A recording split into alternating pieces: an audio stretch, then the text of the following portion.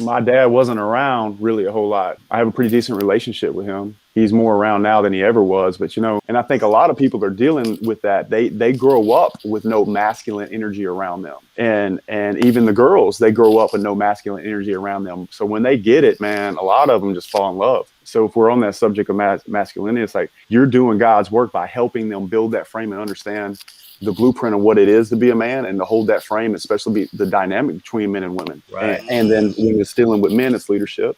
And there's a lot of things that carry over on both sides of that. So I think it's God's work to help young men. I really do.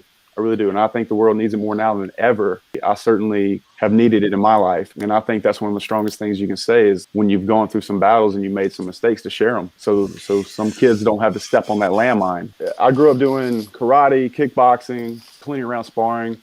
I do think there's a large difference between boxing in a ring and sparring and actual fist fights and violence. I've been in my share of fist fights and violence. That's something kind of in the South where, to be quite honest with you, kind of more likely to do. There's definitely a difference to me. However, I do think it's very, very, very important to get those reps and train in that way. I am not a fighter. I know plenty of fighters, obviously like the Tates and things like that. We've talked about the differences between training and actually fighting. It's not something, in my opinion, that cool about. I think you should do the training. And if that ever comes up in the field in your life, do your best to get out of it. Be quiet. Don't talk shit. Don't push. Hit. And then when it's on, man. And unfortunately, those things happen. I do think it's a very, very, very important part of a young man's life to get those rounds and to train in that area.